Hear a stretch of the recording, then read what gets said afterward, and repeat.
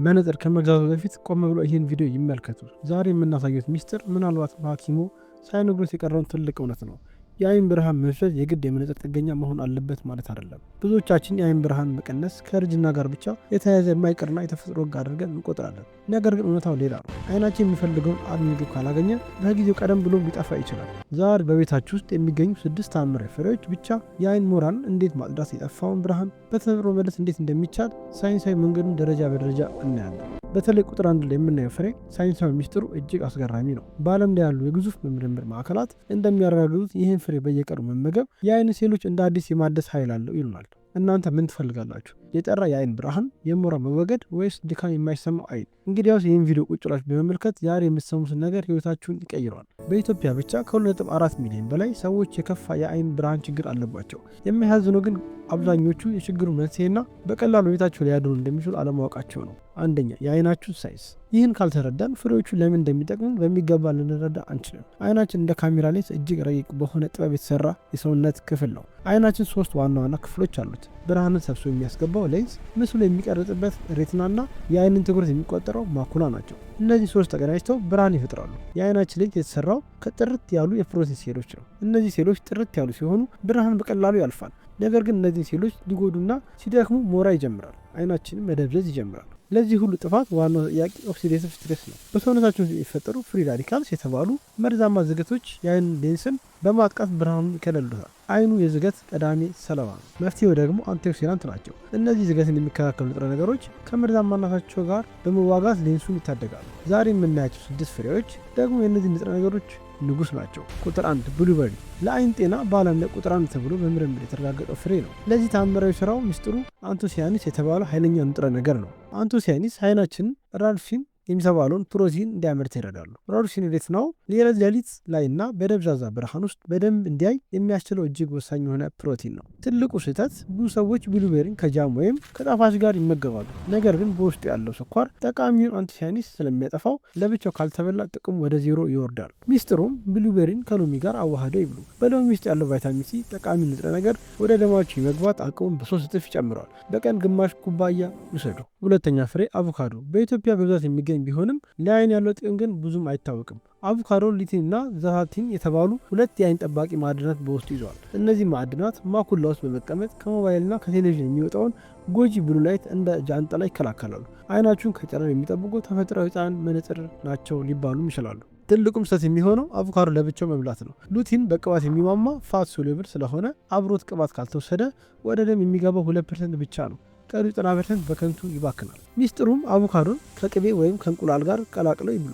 ይህ ሲሆን ሉቲን በ10 እጥፍ ፍጥነቱ ወደ ደማችሁ ይገባል። በቀን 1 ቁራጭ አቮካዶ መመገብ ለአይናችሁ ታላቅ ስጦታ ነው። ሶስተኛ፣ ተልባ፣ ለአይን ድርቀት ለመከረከርና በሰው ሰራሽ ብርሃን ለሚሰቃይ አይን ፍጹም መፍትሄ ነው። ነገር ግን ተልባ ስንጠቀም ልናውቅ የሚገባ አንድ ትልቅና አደገኛ ማስጠንቀቂያ አለ። ተልባ በውስጡ የያዘ ኦሜጋ 3 ኤል የአይናችን የእርጥበት ሽፋን ቲን ፊልም ያጠናክራል። የአይን ድርቀት ድራይ አይ ሲንድሮም ላለባቸው ሰዎች ኦሜጋ 3 ብቸኛውና የተሻለ የተፈጥሮ መፍትሄ ነው። ማስጠንቀቂያውን ተልባ ተፈጭቶ ሲቀመጥ ሳይጎኒክ ግላይኮሳይድ የተባለ መርዛማ ንጥረ ነገሮችን ሊያመነጭ ይችላል። ከተፈጨ ከ15 ደቂቃ በላይ ከቆየ ጠቃሚነቱን ቀርቶ ጉዳቱን ሊያመዝን ይችላል። ትክክለኛው ማጠቃቀም፣ ተልባው ልክ ሊበሉ ሲሉ ብቻ ይፍጩት። በ15 ደቂቃ ውስጥም ይብሉት። ከአቮካዶ ጋር ቀላቅሎ ቢወስዱት ደግሞ ይበልጥ ውጤታማ ይሆናል። በቀን 1 ሾርባ ማንኪያ በቂ ነው። አራተኛ ፍሬ ፓፓያ፣ በኢትዮጵያ ዘወትር የምናገኘው ፓፓያ ለሬቲና ጤና ቁልፍ ነው። በውስጡ የያዘው ቤታ ካሮቲን በሰውነታችን ውስጥ ወደ ቫይታሚን ኤ በመለወጥ ሌሊት ላይ ብርሃን ይጨምራሉ። ቫይታሚን ኤ በሬቲናችን ውስጥ ለሚገኙት ሬድ ሴልስ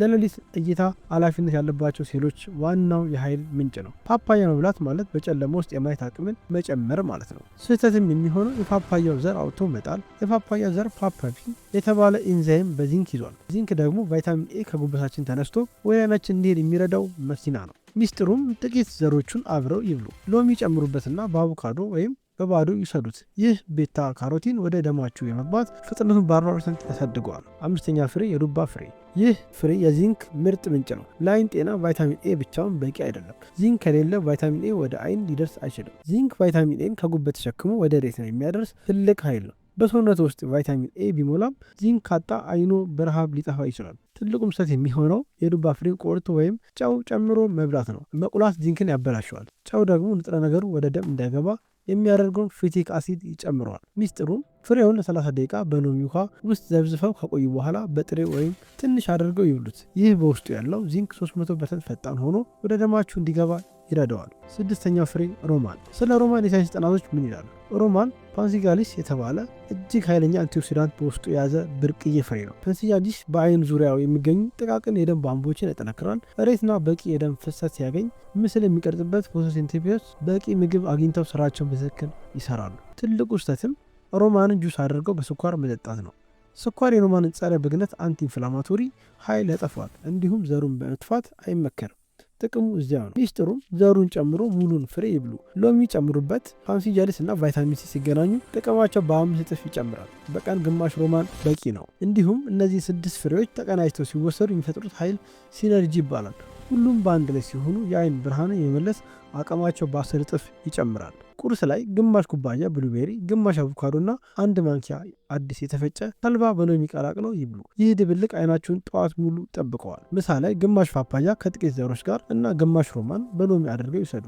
ይህ ደግሞ በአይናችሁ ዙሪያ ያለውን የደም ዝውውር ቀኑን ሙሉ ጤናማ ያደርገዋል። ምሽትም ላይ ዘብዝፎ ያቆዩትን የዱባ ፍሬ በሎሚ ይውሰዱ። ሌሊት ላይ አእምሮ ሮዶሲን ፕሮቲን ሲያመርት ዚንክ ትልቅ ድጋፍ ይሆነዋል።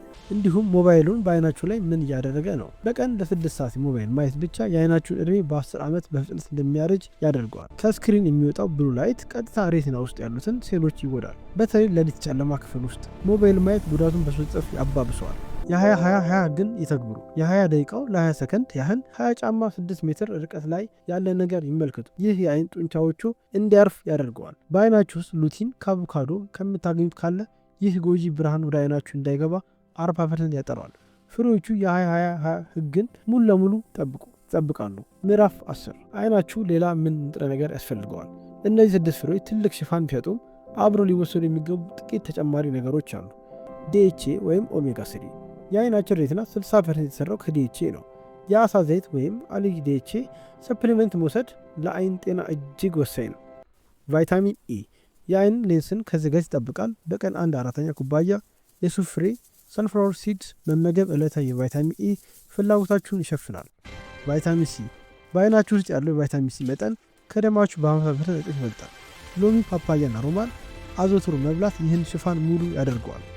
ምዕራፍ 11 ኢትዮጵያዊ ምግቦች ላይ ባህላዊ ምግቦቻችን ከሳይንሱ ጋር ሲቀናጁ አይናችን ለረጅም ዘመን ሊጠብቁልን ይችላሉ። ክትፎ በውስጡ የያዘው ቢ12 እና ዚንክ ለአይን እጅግ አስፈላጊ ናቸው። ቢ12 ሮዶሲን እንዲሰራ ሲረዳ፣ ዚንክ ደግሞ ቫይታሚን ኤን ያጓጉዛል።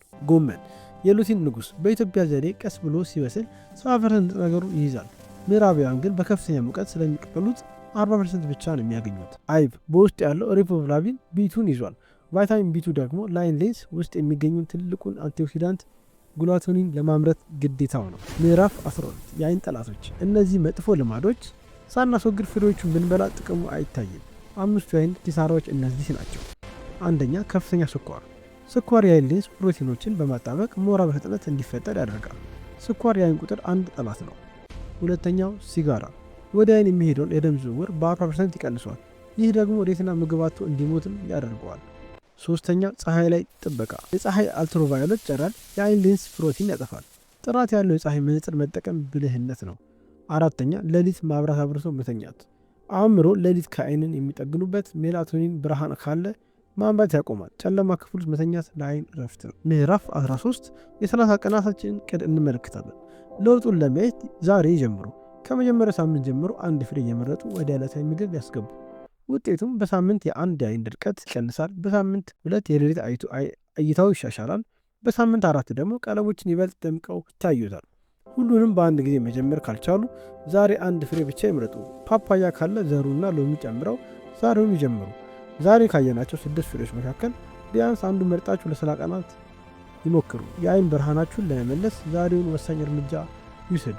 ይህ መረጃ ለወላጆቻችሁና ለምትወዷቸው ሰዎች እንዲደርስ ሼር ማድረጋችሁን አይርሱ። የአንድ ሰው አይን መጥፋት ወይም መዳን በእርሶ ሼር ሊወሰንም ይችላል። ተጨማሪ የጤና ሚስጥሮችን ለማግኘት ቻናሉን ሰብስክራይብ ያደርጉ። በቀጣይ ቪዲዮ ኩላሊቶን የሚፈውሱ 6 ቅመሞች በሚል ርዕስ እንገናኛለን። ጤና ይስጥልኝ።